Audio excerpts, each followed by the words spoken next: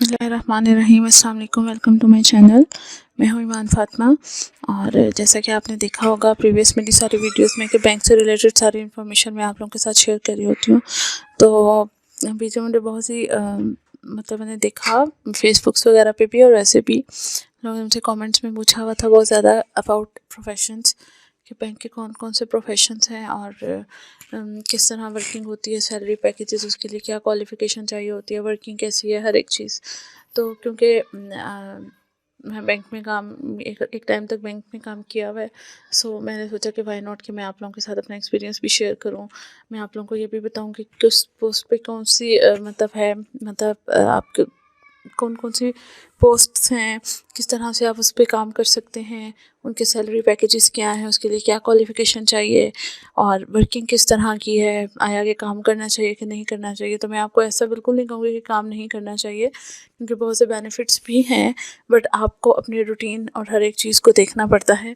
जब आप बैंक में जॉब कर रहे होते हैं आपको बहुत सी चीज़ों को जो है वो कॉम्प्रोमाइज़ करना पड़ता है। I am telling the reality actually.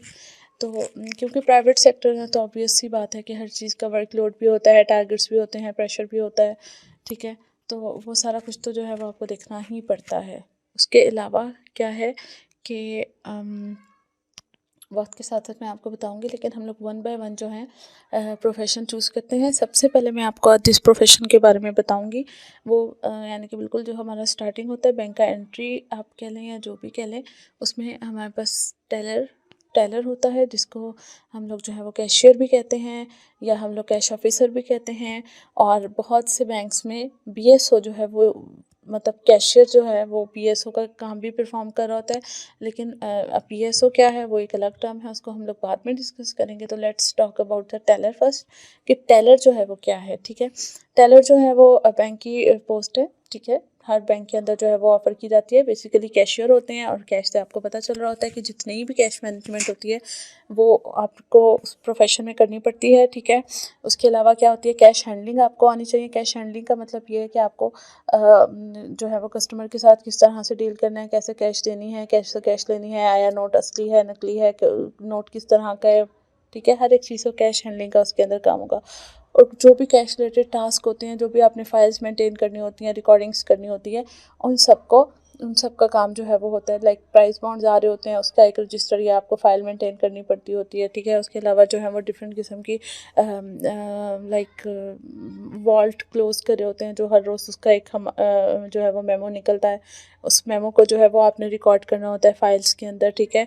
तो इस तरह से डिफरेंट किस्म की फाइल्स होती हैं जो कि आप मेंटेन कर रहे होते हैं, ऑन द डेली बेसिस कर रहे होते हैं। और उसको फिर फर्दर जो है सुपरवाइज कर रहा होता है आपका ऑपरेशनल मैनेजर, ठीक है। और उसके ऊपर आपके साइन भी हो रहे होते हैं, क्योंकि इनिशिएटर आप होते हैं एंड देन सुपरवाइज जो है वो कर रहे होते हैं, ठीक है। तो उसमें क्या है कि अगर हम लोग टेलर की जॉब की बात करें तो बहुत से रिस्क भी इन्वॉल्व होते हैं। बहुत से रिस्क किस तरह से इन्वॉल्व होते हैं कि अल्लाह ना करे कि बहुत से आपकी कैश शॉर्ट होने का ख़तरा होता है। बहुत विजिलेंटली आपको काम करना होता है। सम टाइम जो है वो माइंड को बिल्कुल मतलब फ्रेश रख के, ठीक है, एक्टिव रख के आपको काम करना पड़ा होता है। सम टाइम ऐसे होता है कि बेदहानी में आप किसी शख्स को पैसे ज़्यादा दे देते हैं या किसी से कम पैसे ले लेते हैं और आपको जो है वो पता नहीं चलता है, ठीक है। उसके लिए क्या है कि आपकी कैश शॉर्ट हो सकती है, ठीक है। और उस टाइम पे क्या होता है कि एक मैं आपको प्रॉस बता रही हूँ उसका, ठीक है, कि किस तरह से वो है कि वर्क जो है वो बड़ा डिलीजेंटली आपको करना होता है, बड़ा विजिलेंट होकर करना पड़ता है। क्या होता है कि आपकी कैश शॉर्ट हो सकती है, ठीक है। और अगर वो कैश शॉर्ट हो गई है किसी भी वजह से, ठीक है, फ़र्क आपने ढूंढ लिया है तो वेल एंड गुड, आपको फ़र्क मिल गया। कब सम टाइम ऐसे होता है कि आप जो पैकेट्स बना रहे होते हैं, ये आपका मस्ट होता है कि अगर जो भी आपकी कैश है उसको आपने सॉर्ट करना होता है। आपने उसके 100 का पैकेट बना कर रख के जाना होता है। सम टाइम ऐसे होता है कि आपके पैकेट में गलती से 1000 रुपये का एक्स्ट्रा नोट डल गया, लेकिन आपको नहीं पता चला, आपने पैकेट बना के रख दिया, ठीक है, या इस तरह से हुआ। तो शाम को जब आप कैश को टैली करेंगे, सारा कुछ चेक करेंगे, तो आपको शॉर्ट आ सकता है। तो शॉर्ट इस तरह से निकल भी सकता है, लेकिन समहाउ ऐसे भी होता है कि आप लेने देने के मामले में थोड़ी सी जो है वो गड़बड़ कर जाते हैं कि आप दे ज़्यादा देते हैं, उस वजह से आपका शॉर्ट आ जाता है। तो उसका फिर ड्रॉबैक ये होता है कि कैश अगर शॉर्ट हो गई है, आपने फ़र्क ढूंढ लिया है तो वेल एंड गुड, लेकिन अगर आपने फ़र्क नहीं ढूंढा है तो आपको वो अपनी जेब से डाल के जो है वो जाना होता है, ठीक है। इसके अलावा ये एक सबसे बड़ा जो है वो नुकसान होता है, ठीक है। ज़ाहिर सी बात है आपकी जेब से जो है वो निकल रहे होते हैं। ये सब वो चीज़ें हैं जो मैंने वाकई में एक्सपीरियंस की हैं अपने कोलीग्स के साथ, तो मैं आपके साथ जो है वो शेयर कर रही हूँ, ठीक है। ये एक इस तरह से मतलब बीइंग अ टेलर जो है वो, लेकिन मैंने ऐसे भी देखे हैं जिनका 5-5 6-6 साल का जो है वो एक्सपीरियंस है, लेकिन उनके कभी इस तरह का कोई इशू फेस करने को नहीं मिला है। और उनको ये इशू फेस करने के लिए सिर्फ इसीलिए नहीं मिला है क्योंकि बहुत डिलिजेंटली विजिलेंटली काम कर रहे होते हैं, वर्क के साथ साथ आपको एक्सपीरियंस हो जाता है। आप खड़े हुए होते हैं, लोग बोल भी रहे होते हैं क्या नाड़ी बिठाया हुआ है, क्या बिठाया हुआ है, एक ज़रा सी कैश है, 10,000 कैश है, उसको 3-3 दफ़ा गिन रहा है। आपने उन सब चीज़ों को अपने आगे से गुज़ार के अपना काम करना है। आप उनको बोलने दें, लेकिन आपने देखना है क्योंकि आपके फालतू के पैसे नहीं हैं, आपके हराम के पैसे नहीं हैं, ठीक है। आपके हक हलाल की कमाई है, वो आपकी जेब से निकले, बड़ी तकलीफ़ होती है सिर्फ इस वजह से, एक महज इस छोटी सी गलती की वजह से। तो उसके लिए फिर आप क्या कर सकते हैं कि आप अपना बहुत ज़्यादा डिलीजेंटली वर्क करें। तो टेलर की जो पोस्ट है वो बहुत अच्छी है। इसके अलावा हर बैंक में जो भी मेडिकल फैसिलिटीज़ होती हैं सब आपको मिल रही होती हैं। सिर्फ जो ग्रेड होता है वो सबसे MG12 या OG3 इस तरह से आपके ऑफिसर ग्रेड्स होते हैं, लेकिन क्या है कि उसके बाद आफ्टर 3 ईयर 3 साल के बाद जो है वो आपका कैडर टेस्ट होता है, तो आप अगली पोस्ट पे जा सकते हैं। उसके 3 साल के बाद आपकी अगली पोस्ट के लिए एलिजिबल हो जाते हैं। आप जो है वो अगर उसको करते रहें तो चल सकते हैं, ठीक है।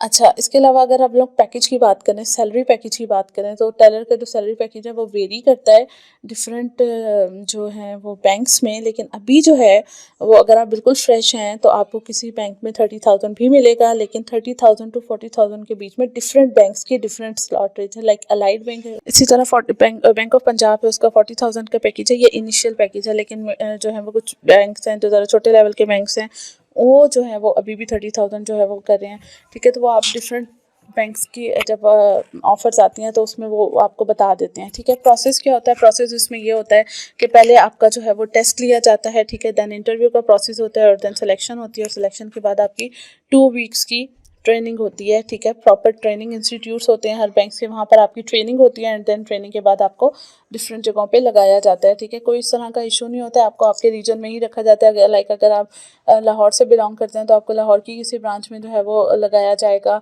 आप फैसलाबाद से बिलोंग करते हैं, आप इस्लामाबाद से बिलोंग करते हैं, आप कराची से बिलोंग करते हैं, तो आपको कराची में ही जो है वो किया जाएगा। अगर समहाउ किसी वजह से आपको जो है वो अदर देन आपकी सिटी पे रखा जाता भी है तो वो उसका कोई इशू नहीं होता है। वो वक्त के साथ साथ वो क्या होता है कि आप रिक्वेस्ट करते हैं और वो आपको वहाँ से किसी दूसरी जगह पे पोस्ट भी कर देते हैं।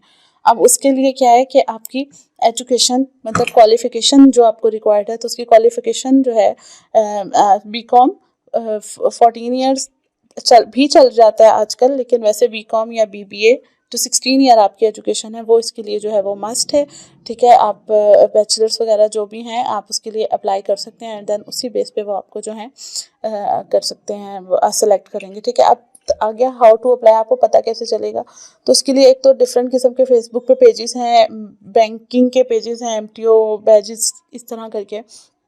तो उसमें आप क्या कर सकते हैं, आप रेगुलर उन पोस्ट को जो है वो देखते रहा करें, तो वहाँ पर जो भी जिस भी बैंक की पोस्ट आती हैं वो आपको पता चल जाती हैं। इसके अलावा और ज़रा जो बेहतरीन अथेंटिक तरीका है वो हर बैंक का की वेबसाइट पे उसका कैरियर का एक ऑप्शन दिया हुआ होता है। आप उस कैरियर पे जाके आप उस सूटेबल जो भी पोस्ट है वो आया सूटेबल है कि नहीं है, आप उसके अंदर आप उसके लिए एलिजिबल हैं कि नहीं है, आप उस पोस्ट के लिए जो है अप्लाई कर सकते हैं, ठीक है।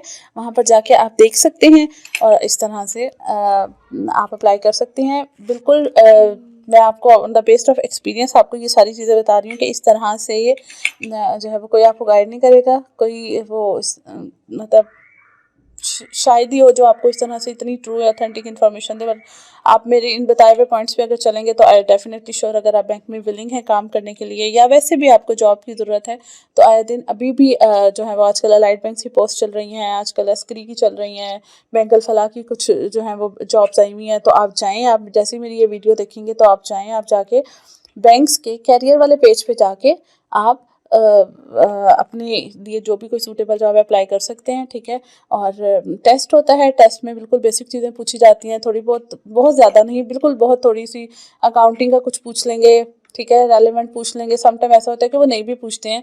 इंटरव्यू होता है, उसमें आपके जो है वो स्किल्स मैटर करती हैं कि आप किस तरह से उनको जवाब देते हैं, ठीक है, क्योंकि आपने आगे कस्टमर सर्विसेज में बैठना होता है, तो आपका कॉन्फिडेंस लेवल चेक किया जाता है, हर एक चीज़ किया जाता है। अगर आप बड़े कॉन्फिडेंटली जवाब देंगे, आप हर क्वेश्चन को जो है वो आंसर करेंगे, अपना एक जो है वो बिहेवियर, आपका जो है वो गेटअप, आपका पर्सोना, हर एक चीज़ जो है वो अगर परफेक्ट है, तो बैंक एक वाहिद चीज़ है जहाँ पर आपको बिल्कुल सिफारिश की ज़रूरत नहीं है। On the base of merit आप आराम से सेलेक्ट हो जाते हैं, ठीक है। ये टेलर की जॉब थी जिसके लिए मैंने आपको बताया है। इंशाल्लाह नेक्स्ट में मैं आपको बाकी बैंक्स के प्रोफेशंस के बारे में इसी तरह से बताऊंगी।